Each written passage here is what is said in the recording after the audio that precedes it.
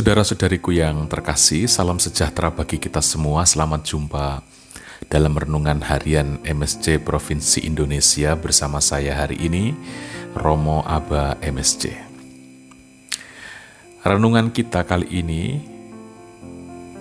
sebenarnya tentang sebuah kisah perumpamaan yang saya sangat percaya sudah sering kita dengar, kita baca, bahkan kita renungkan, yaitu menyangkut perumpamaan 5 gadis bijaksana dan 5 gadis yang bodoh yang dikisahkan sendiri oleh Yesus.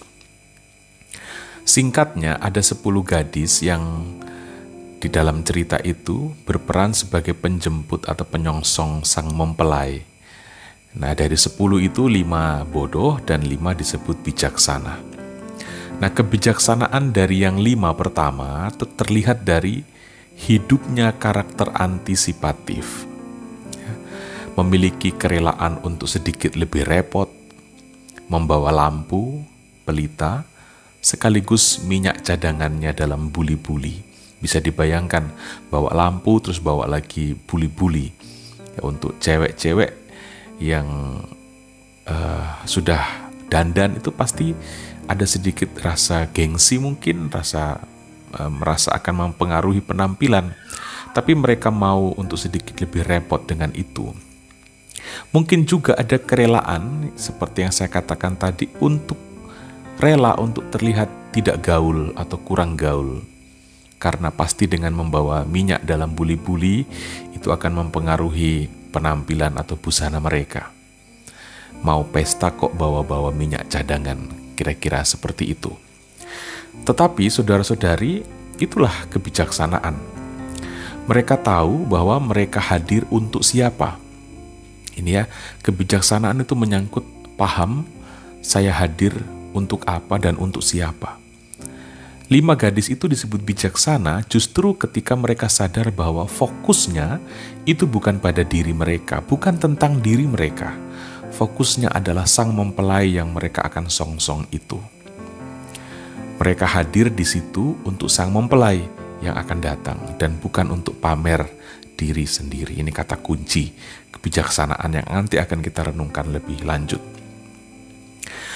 Berbanding terbalik dengan 5 gadis yang lainnya yang disebut sebagai gadis yang bodoh. Kebodohan mereka itu terlihat dari tidak adanya karakter antisipatif, enggan untuk repot juga.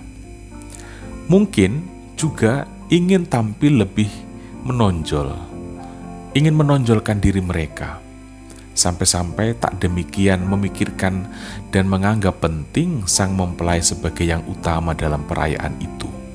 Ya, saya jadi teringat dengan berita-berita di media sosial bahwa ketika ada mempelai sedang berpesta, lalu pagar ayunya salah satu atau salah duanya justru yang menjadi menjadi sorotan kamera daripada mempelai itu sendiri, begitu ya. Mungkin seperti itu. Mungkin juga kebodohan mereka itu berkaitan dengan karakter pandang enteng, ya, dan berfokus pada citra diri sendiri. Mungkin juga kebodohannya terlihat dari semangat hidup yang sekedarnya saja. Ya, yang penting sudah menjalankan tugas, yang penting sudah bawa pelita. Habis atau tidak itu urusan nanti. Menggampangkan itu juga bagian dari kebodohan. Ya, jadi menggampangkan itu juga bagian dari kebodohan.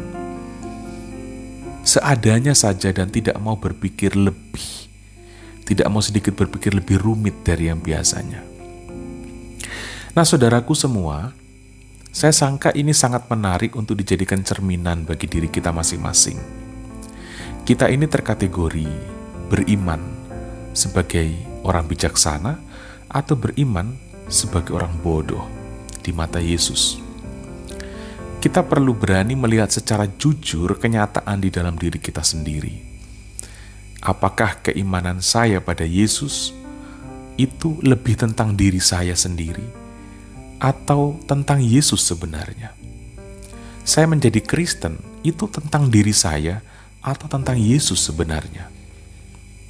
Keimanan saya selama ini, apakah tentang kepentingan saya atau tentang kepentingan Yesus sebenarnya? Inilah yang mampu membuat kita menjawab pertanyaan, kita ini terkategori bijaksana atau bodoh di mata Yesus, sambil bercermin dari gelagat 5 gadis bijaksana dan 5 gadis yang bodoh tadi. Keimanan kita selama ini sudah puluhan tahun kita menjadi Kristen, menjadi Katolik, itu tentang kepentingan saya atau tentang kepentingan Yesus sebenarnya? Seberapa besar, kalau kita mau hitung atau Anda sendiri bisa perhitungkan, seberapa besar kerelaan di dalam diri Anda untuk mau sedikit repot demi Yesus? Ya. Seberapa besar kerelaan untuk mau repot demi Yesus? Atau jangan sampai gereja baru mau tuntut ini sedikit, kita langsung bilang, apalagi ini, tetek bengek apalagi ini, sedikit-sedikit ini, sedikit-sedikit itu. Ya. Adakah kita mau sedikit lebih berani untuk repot demi cinta kita pada Yesus? Atau kita mau semuanya serba instan, serba gampang, ya, hanya mau menjadi penikmat, tetapi tidak mau menjadi pelaku yang menciptakan kenikmatan?